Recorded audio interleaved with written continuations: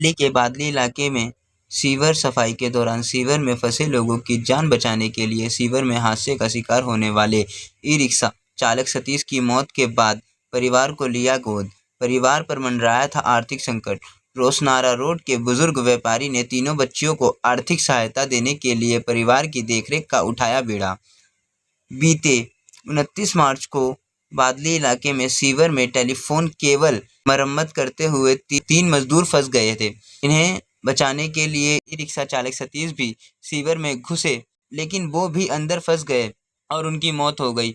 सतीश के परिवार में विधवा मां एवं पत्नी के अलावा 3 छोटी-छोटी बेटियां हैं। मीडिया में चलाई गई खबर के माध्यम से पाल सिंह गोल्डी को इस हादसे और परिवार की स्थिति के बारे में जानकारी मिली, जिसके बाद DCP outer north VK Yadav से संपर्क किया।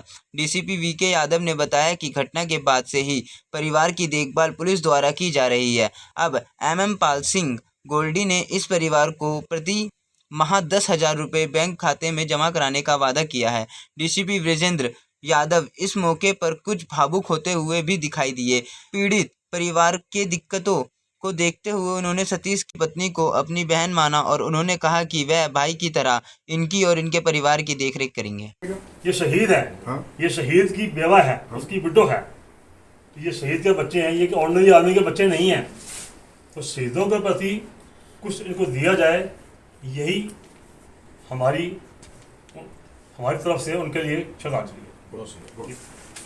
मेरे हस्बैंड खाना खाने आए थे घर पे, बस कह के गए थे कि रात को आऊँगा, पर आए नहीं वो रात को। और वो बहुत अच्छे इंसान थे और सच्चे थे और सबकी मदद करते थे। जैसा कि जो हादसा, उनका धन्यवाद करना चाहती हूँ। ठीक है, सच्चाई जिंदगी भर है। बाकी ये है कि मैं अपने बच्चों को अच्छा बनाना चाहती हूँ, जैसे मेरे हस्बैंड थे नेक इंसान, वैसे ही बनाना चाहती हूँ। उनकी पढ़ाई पूरी करवाना चाहती हूँ। मेरे हस्बैंड की ख्वाहिश थी कि मेरी बड़ी लड़की दिल्ली पुलिस में हो। सर का पूरा सपोर्ट रहा। सर ने बोला कि मेरी बहन है, अब उसको लेकर आपकी बच्ची के पढ़ाई लिखाई के सारे की जिम्मेदारी गोल्डी जी उठा लिए। क्या कहना चाहते हैं? सर मैं उनका बहुत शुक्रिया अदा करना चाहती हूँ। ठीक है, थैंक यू।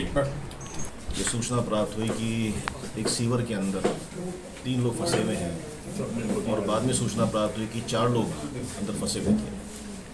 मौके पर पुलिस पहुंची और जाके मालूम हुआ कि 3 तो कर्मचारी थे जो वहाँ पे सफाई के लिए गए हुए थे, कुछ MTNL का रिपेयर का काम भी चल रहा था उसके लिए गए हुए थे, और एक व्यक्ति जिनका नाम सतीश था वो उस कर्मचारी दल का हिस्सा नहीं थे। मगर इसके बावजूद जब कहानी की तड़पने की आवाज़ आई तो उन्होंने स्वतः ही एक ऐसी मिसाल कायम करी जो अनुकरणीय है। वो उस मेन रोड के अंदर उतरे और वहाँ जाके उन्होंने रेस्क्यू करने की कोशिश करी।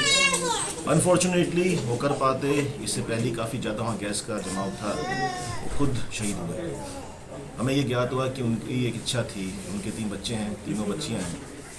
एक 2 साल की है आरवी, दिशा है और कृतिका है। उनकी इच्छा थी कि बच्चियाँ पढ़ाई लिखाई करें और बहुत अच्छी अफसर बने, नाम कमाएं, उनका नाम रोशन करें। दिवंगत आत्मा ने न सिर्फ एक अच्छा काम किया बल्कि एक ऐसी मिसाल कायम करी जो समाज के हर व्यक्ति के लिए अपने आप में प्रेरणा का स्रोत है। हम भाग्यशाली हैं कि ऐसे लोग हमारे बीच मौजूद हैं और इसी को अप्रिशिएट करने के लिए समाज में कई ऐसी सदात्माएँ भी हैं। मेरे साथ बैठे हैं पाल सिंह गोल्डी जी, इन्होंने स्वतः ही जब उनको खबर हुई कि ऐसा इनकी इच्छा थी कि इनकी बच्चियाँ आगे पढ़ लिखें, उन्होंने इतनी बढ़िया मिसाल कायम की है, तो उन्होंने अपने आप ही हमको अप्रोच किया और बोला मैं कुछ करना चाहता हूँ। तो हमने उनकी इस बात की सराहना करी और आज हमारे बीच में मौजूद हैं।